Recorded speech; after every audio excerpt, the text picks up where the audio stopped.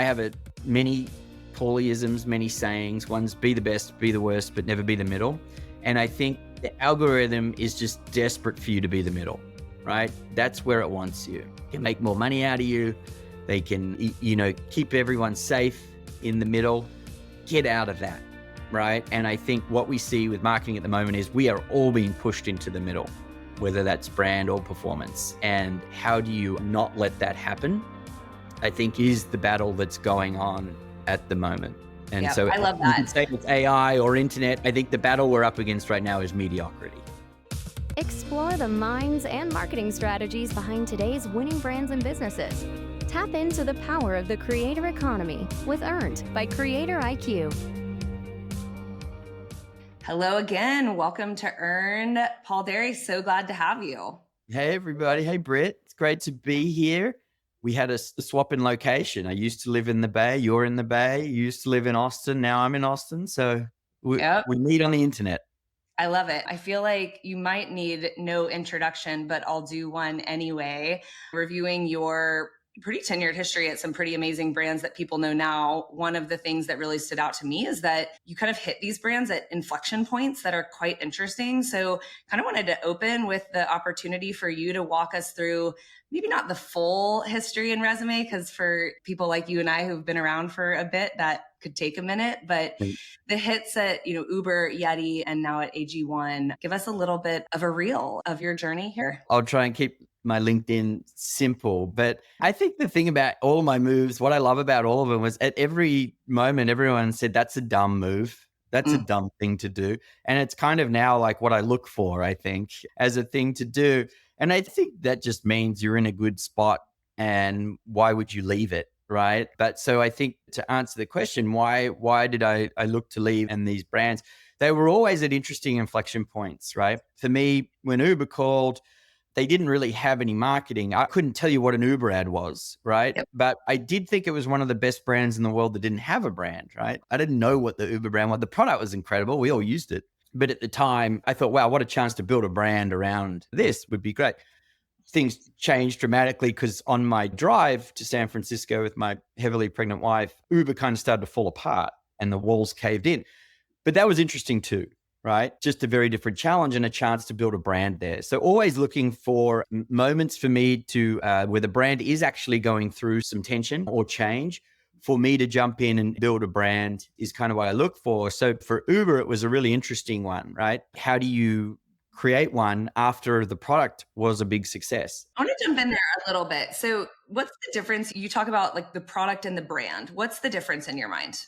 I always look for go to a place that has an amazing product, right? I'm not a good enough marketer to sell bad products. And I think that's always a good thing to look for. And that's a great question because Uber, it's in the Bay. It was full of engineers. It was product people. It was a little socially awkward people. They look at their shoes. They're not great communicators, but they sure know how to build a great product, right? And the product was the brand. So, a good interaction on the app and the car picking me up was the brand. Now, that's great until it's not, right? And, you have to build a reason for people to understand why this is a great offering. Also, it's heat shield. Brand is heat shield, right? And when the brand was under attack, it had no heat shield. And I think also it makes companies better. When people really understand the brand that they're working for and what they represent, it just helps everybody align priorities and focus and what the mission is. And I think that's what really helped Uber. And you look at Uber now, they act like the grown up, right? They're the big kid now. They're a very professional operator. And I'm proud to look back on that and hopefully played a small part in getting it there. But at the time, it was this gangly adolescent that just was a bit silly, right? I love that. We talk so much about being the grown up in the room before there are grown ups in the room, and like the responsibility that comes with that in an industry, we're obviously in creator marketing, influencer marketing, in an industry that's, has been kind of wild west. And I love that, this idea of growing up, the clumsiness that comes with that. But when you really find yourself as a brand, just like when you find yourself as a human, you step into it and you're like, oh, I'm a fully realized thing now.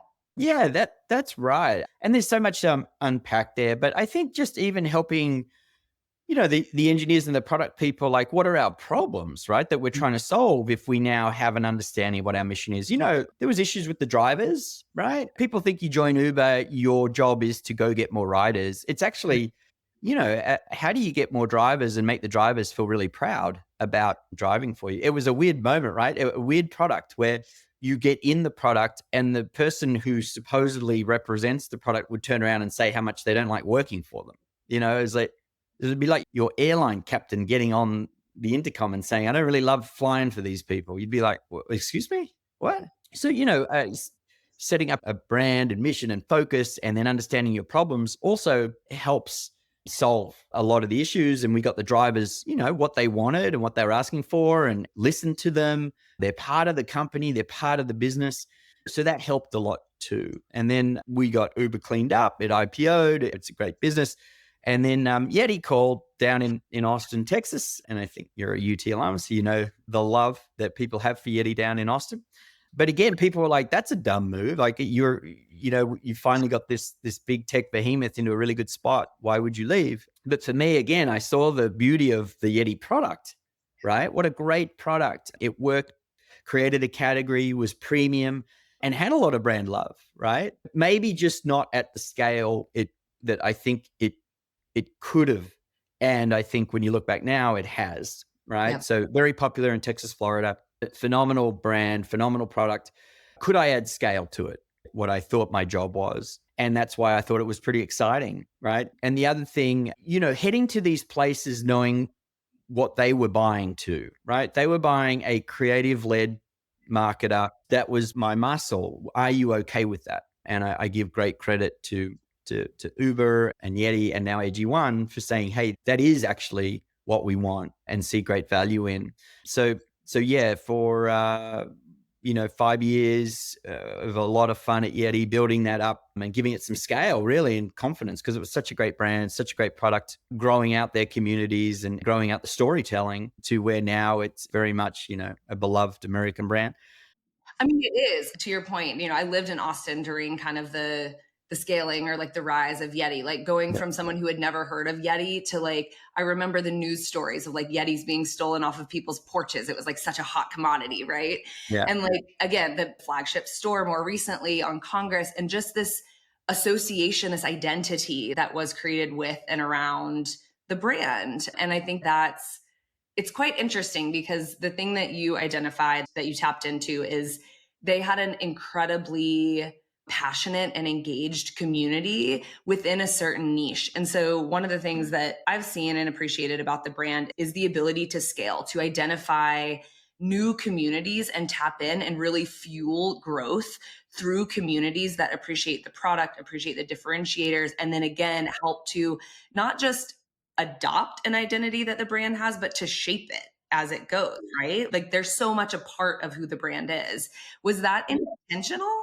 Yeah, 100%. I mean, easier said than done. But I think if I boil it down, because it's very complex, but as simple as I can, I think it's, who are your people, right? Who are your people that love you, that represent you, that would promote for you, and really put all your attention on them? We call that community. But I think the key thing there is, it's so tempting, right, to like broaden the scope quickly. Right? Like, oh man, you guys would be awesome. You guys should open in New York. Brooklyn would love you. You guys could chase. And I think the key is, don't chase. Really protect the core, the community, focus on them. And it actually drives people crazy, right? Because more people want in, right? They want into the nightclub they can't get into. And so you see that effect. You see people wanting actually into the community. The other thing is, it keeps the brand very strong, right? Meaning, if this ad doesn't appeal to our core community or is making some concessions, that's bad, right? You are trying to be everything to everyone, and that means you're nothing to anyone, right? And so it keeps you very focused, which is good. The truth is, there's a lot of mothers of three who use their Yeti sideline at the weekend soccer match, right? And it's probably a large demographic of customer. And that's awesome. We love her. But she's not going to appear on a print ad or a Yeti TV ad, right? And that's okay. She gets it. consumers are smart. They understand the world you represent and the people that are core to you.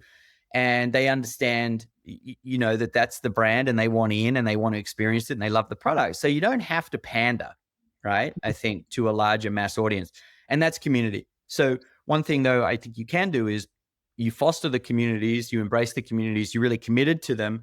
Then those communities grow and find you other ones. So, what was incredible about Yeti was the organic growth of the community. So, what started in fish went to hunt and ranch and then rodeo and then into beer and barbecue and then into backcountry to ski, to surf, to skateboarding. It really grew, but it was all somewhat organic because those communities would embrace the products and we would follow. And that's a big difference. We wouldn't say, hey, I think the surf community would be awesome. Let's go get it, right? It was us getting great calls from people in the know saying, hey, you guys are really popping up at the surf clubs. Surf lifesavers are really using your stuff. They love it. Oh, okay, that's interesting. This could be a community we really rally behind because they have given us the signal of intent that they love the product. And that is a lot easier than us trying to force ourselves onto communities. So again, how does that happen? I think you foster your communities and then you tell great stories. We tell great stories about our communities. They're not everyday, it's not everyday athletes. You don't understand the names associated who are Yeti ambassadors unless you're in the community. But you tell great stories about them and you give people an appreciation of what they do and who they are.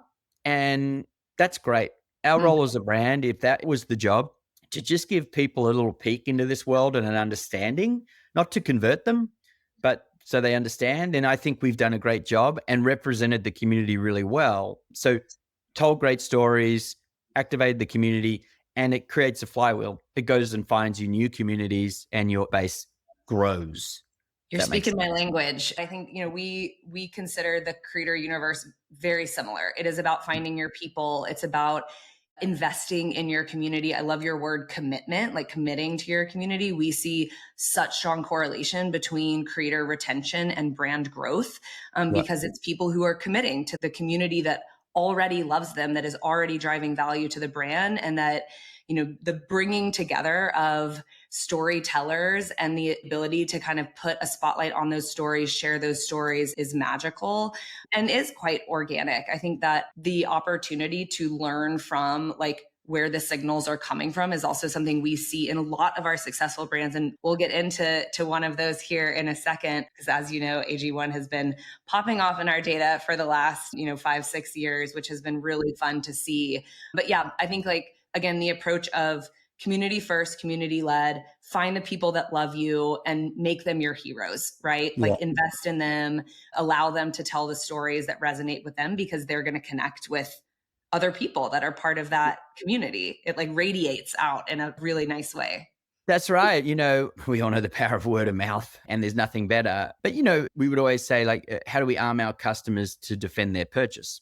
All right. I think in a lot of the brands I've been with, Uber, Yeti, AG1, they're expensive or need justifying, right? Whether it was the great Uber Lyft wars, back in the day, why are you getting in an Uber, or a $400 cooler when you could get one for $80, or same with AG1, and an $80 pouch.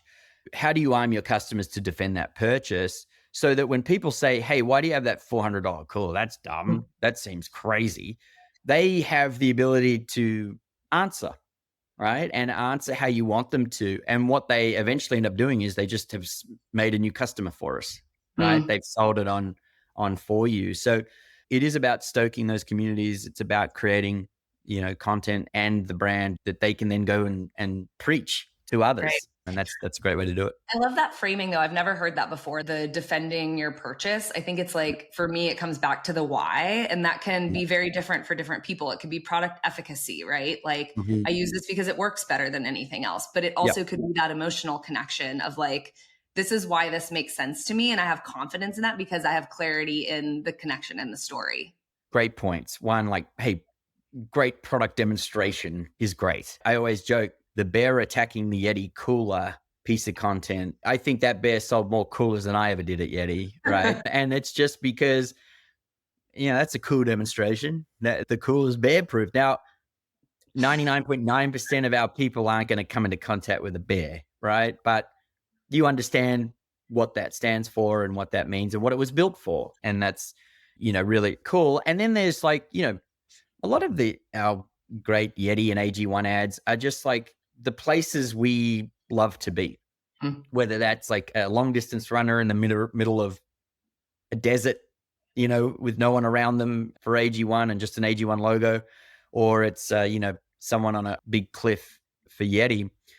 I don't have to explain the product in that moment, right? I don't have to dive into RTBs. I get it, right? Like, hey, AG1 probably fuels people who run those long distance marathons, right? Yeti is probably built for the people who really love to get out in the wild. Like, again, the consumer isn't dumb and they kind of appreciate it, right? That this is what you represent and this is what you stand for. Goes a long way. Okay, speaking of places we love to be, let's talk about the place you are now. Talk to me about the move to AG1. And again, like another phone call, you're riding high at Yeti, probably started with the brand, when you're like 600 million, had grown it exponentially, and then decided it was time for your exit. Yeah, I think same thing. Look, great product, right? Loyal fan base. I saw a lot of similarities between Yeti and AG1. Same size, 600 million, right? One SKU. So AG1 is the one product, all D2C, right? All subscriber. And I thought just the best product that had created a category, but it needed some brand work, right? And enormous potential to grow the brand and have it really stand for something, because the industry is horrible. It's snake oil, right? And to be someone that is the best in that category, that puts the rigor into the product, that is really committed to making people healthier, I thought was really exciting. Health in this country is expensive to be sick. So I got excited about putting this brand into play into a bunch of features. So a lot of similarities actually with Yeti. The other thing, I think AG1 does have a really great core base of athletes, right? Endurance athletes, Ironman, Iron Women, really great core. But I think because of COVID and influencer marketing and stuff had just got a little wide. And so really the chance to get back refocus on who our people were and tell great stories about that was actually exciting. AG1's fascinating business, right?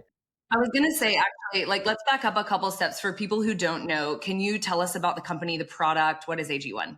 Yeah. So it's a daily health drink. It's one scoop. You can take it whenever you want, but we take it in the morning mostly.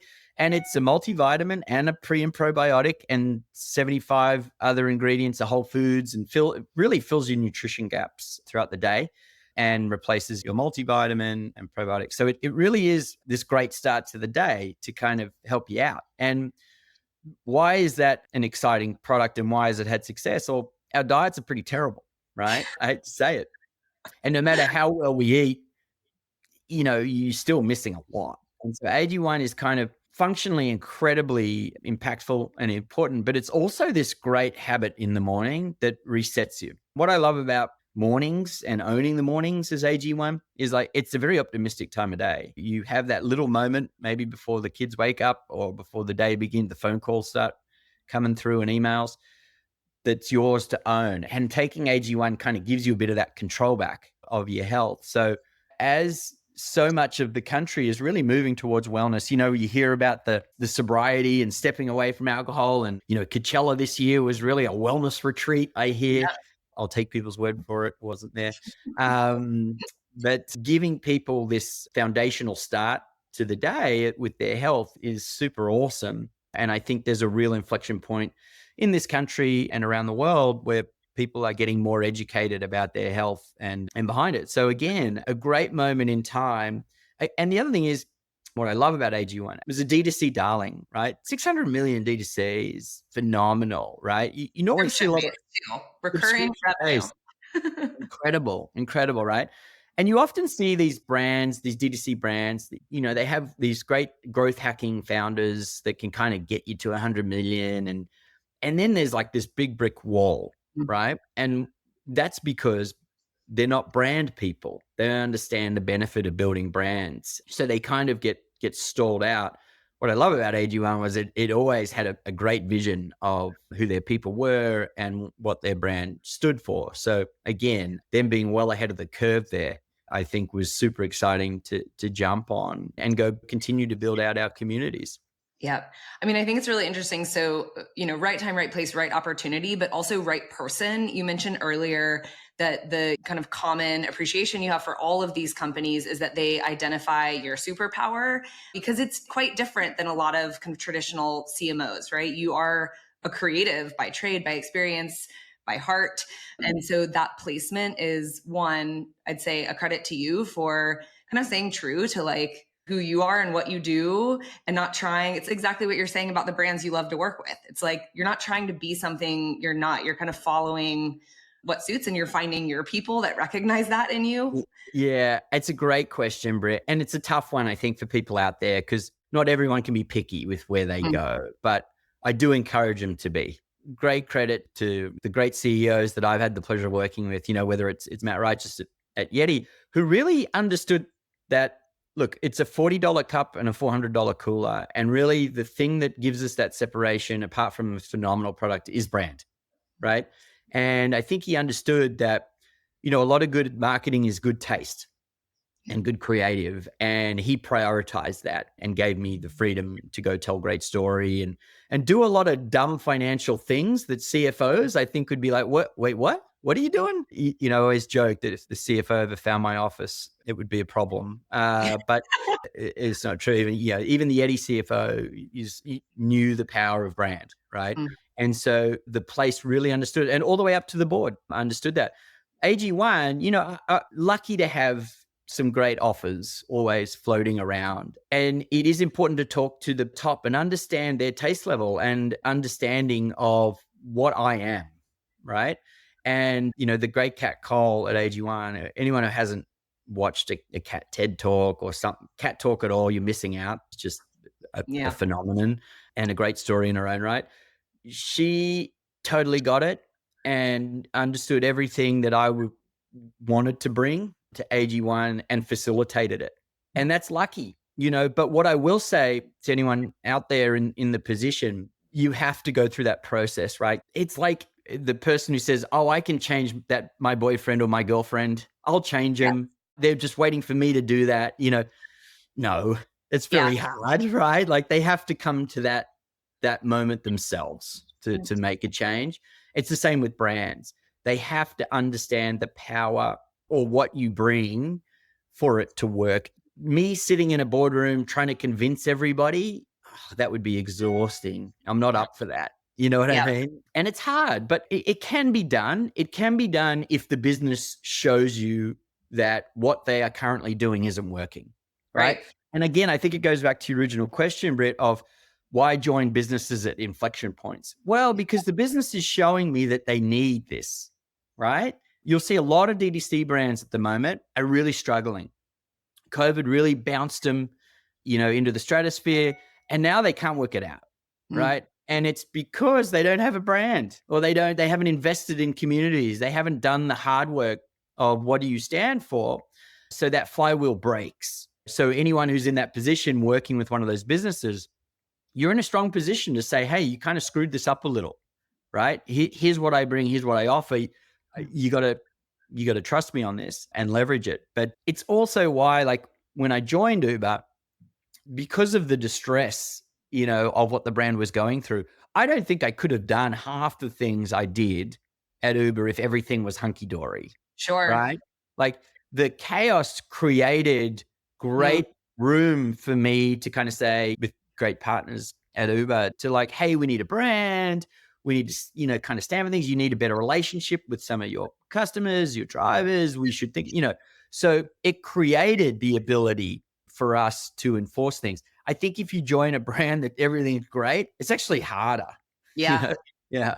Yeah, you need that forcing function. We were talking about that a little bit earlier. I couldn't agree more. I heard it said to me recently that you should approach any conversation. This was in the context of a pitch from the head of strategy at an agency holdco. But she was like, anytime you're going into a pitch, the baseline should be that they need change, right? Yeah. Like if you're not there to like shake things up, to disrupt things, what are you even doing? Because they wouldn't be having the conversation if they wanted to do more of the same, right? There is such opportunity for change, for progress, to like, yeah, mix it up a little bit, that it gives you a lot of permission to bring ideas forward.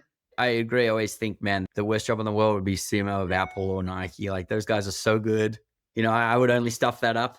I think like pick a fight, right? What's the fight you want to pick is a good one. I also spent, almost a decade at RGA in New York during this, like what we call digital revolution in advertising. And so much of the power of RGA was like, well, you want to be Kodak, like just that fear of, if you guys don't pivot, your business may be dead, right? And that was always such a great forcing function to get people to understand how the internet, and this magical wonder of what is it could actually help your business. So I agree.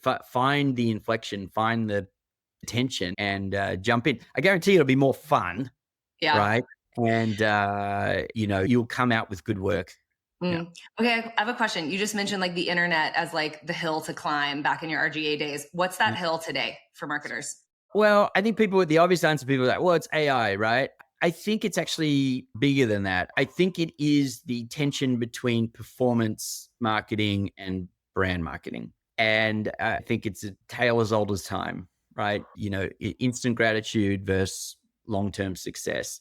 They have to work together, of course. I don't even think it's a funnel anymore, right? But I think it is a never-ending conversation, right? And what is good performance marketing and what is good brand marketing, is good conversations for brands to have.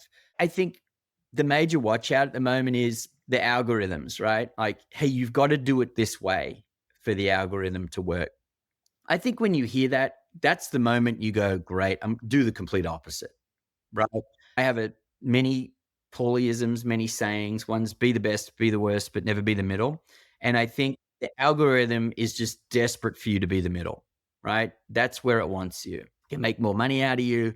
They can, keep everyone safe in the middle. Get out of that, right? And I think what we see with marketing at the moment is we are all being pushed into the middle, whether that's brand or performance. And how do you not let that happen? I think is the battle that's going on at the moment.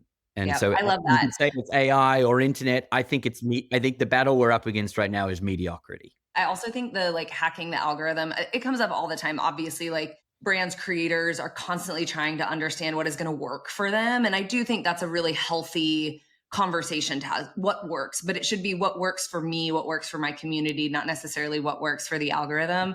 I interviewed Katie Carroll, who's a senior editor at large at LinkedIn, and she gave the same advice. She was like, the second you start like trying to hack like what works, it's like, it's over. Like just create great content, see what works, keep putting it out, like lean into, again, what resonates with your community versus what you think is going to like appease, the power that be. Look, I always say great work solves all problems, right? Yeah. And I think, spoken like a true creative. Yeah. Yeah. Well, great work is the strategy, right? Well, Yeti would be like, hey, why are you putting 15-minute movies on Instagram? I'm like, I think because people like it, right? Like, seems to work. It goes against every rule, and that's okay. It's a rule until someone does something great somewhere else and then everyone follows. And I actually think that's what I've seen at AG1, right? Like we were very early to the podcast world and the creator space. And now, wow, everybody has jumped in, right? And so now, as I always tell my team, rewrite the playbook. You guys created it, go rewrite it. And that's what you got to do. You got to continually rewrite your playbook. The creator space, at a time during COVID, it was actually very healthy to help people. It was the only way people could earn, right? And encourage them to be creators. And now, again, this is the template for creators. Okay, the brief now is break that template, right? Banner ads been around for a long time. Like I remember, was it 20 years ago when Pringles broke the internet on great banner ads? The minute they push you to the middle is the minute you got to get out of it. And that I think is where the existential crisis we're in at the moment. Yeah. Okay, you mentioned the kind of role of creators in the brand to date. And again, you were, fairly early to that space in the lifetime of the company. We've seen 20,000% growth over the last like 5-6 years, which is unheard of. But you mentioned something earlier that I think is really interesting. And that was when you came in, you really noticed the opportunity to focus, right? Like, again, identify your people. Talk to me about that process, because I think a lot of our customers, a lot of marketers out there would see that like up and to the right and just keep on keeping on. So I want to talk about like restraint and Yeah. focus as a way forward. I think you keep on keeping on, but then one day you wake up and it's not keeping on. And I never want to wake up to that feeling, right? So a lot of my thought process is, how do I stay ahead of that curve, right? And one thing I do know is just chasing a good thing never really pans out, right? You have to move against it, and not to talk ill of other brands, but, Yeti, Stanley popped up, right? And very popular, and we're influencers and young kids. And it was like, look, they're not competition. That is fad behavior, right? I would have been more worried if they were building a great brand and using that heat to go and make long-term decisions and so on. It's the same at AG1. I wanted to get back to our people, right? Our athletes, our people who really care about their health and performance. I always say that when people say like, hey, well, have you done an audience work at AG1? I'm like, yeah, it's the people when you're on a work trip and they're in the gym in the morning, right? Like that's as simple as it is. That they mightn't be weekend marathoners, but they definitely care enough that they've packed some running shoes on the work trip and are in the gym. And that, we call them high performance optimizers, whether they're great business people or not. They have a routine where they care. And that's the real focus for us. So get back to those people. I always say, be niche to be mass, right? Understand who you are, focus on those people, and everyone understands who you are and appreciates who you are and comes to you, right? When you're trying to be everything, everyone's like, I have no idea what this brand is, and I really don't understand them. And so that was really the key, just getting back to our people and not chasing a good thing till it wasn't a good thing anymore. I'm laughing at that explanation because I am the person who packs running shoes. My husband sent me a meme last time I went on a work trip, which was like a week ago, but basically like, wife packs running shoes with the hope that she finds a whole new personality on trip. Like, but it's that idea. Cause like, I know those people, I see those people. I'm like, yes, like it kind of for me connects back to what you said earlier, which is like own the morning. Like every day is a new day. That like idea that like something fresh could happen, something interesting, something new is, whether it happens or not, it's a great way to start the day. Yeah. Look, I always say, I don't know when my day's going to end, but I'm going to give it the best shot at the start, right? The other thing is, I bet you when you're in that gym in the morning in the hotel, they're like, they're your people, right? There is like a honor amongst thieves nod, and that's really the core of great marketing. How do you make that feel everything? And that's what community is. And do I understand those people? Am I their brand, right? Because they will defend me to the end if you can tap that. Absolutely. Okay. I want to hear what's next for AG1. What's your mandate for the brand for the next, year plus? I know when you're talking about rewriting playbooks, that is always kind of with the long tail in mind. So yeah, what's your mandate? What should we expect? That's the big one. Rewrite the playbook, build a great brand that people understand and understand what we're for and what we're not for. We'll be going into some brick and mortar. We just launched Amazon. So there's some channel expansion there, which is exciting for the business.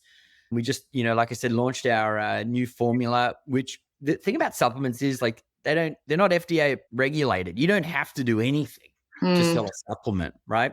We go to enormous lengths, whether it's our third-party certifications, millions of dollars in clinical trials, and so on, showing that commitment and also showing that the industry is pretty messed up is good territory. That's your foil.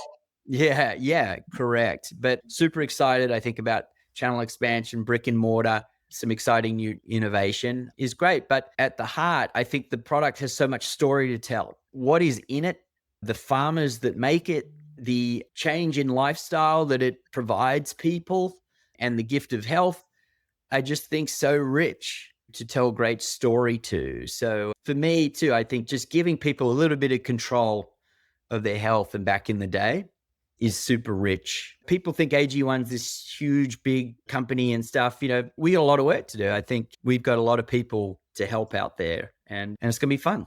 I like the combination of a lot more stories to tell and new ways to kind of get AG1 as a consumer.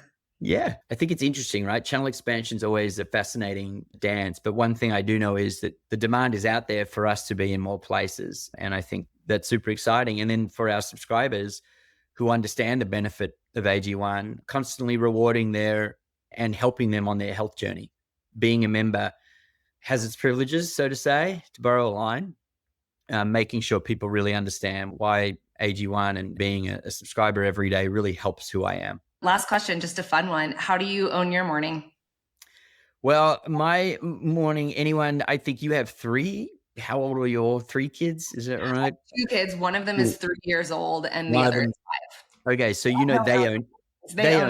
they own your morning, right? Anyone who has a kid, I think they own your morning, but that's a cool ritual too. My ritual is I wake her up and we have, the morning together. And that is when I make my AG1 because she's eaten her breakfast. We're chatting. It is my moment. It's no one else's before the Slack messages start going insane. That is my morning ritual, and it's a pretty bloody good one. I like it. Well, thank you so much for having some of your morning with us today. I loved the conversation. Thanks for sharing all your experience, wisdom, thoughts. Really appreciate it. Loved it, Brit. Thanks so much. Great questions. Be a friend, tell a friend, and subscribe. Earned by CreatorIQ. CreatorIQ is your all-in-one solution to grow, manage, scale, and measure your influencer marketing program. Ready to unlock the power of the creator economy? Get started with a demo today at CreatorIQ.com.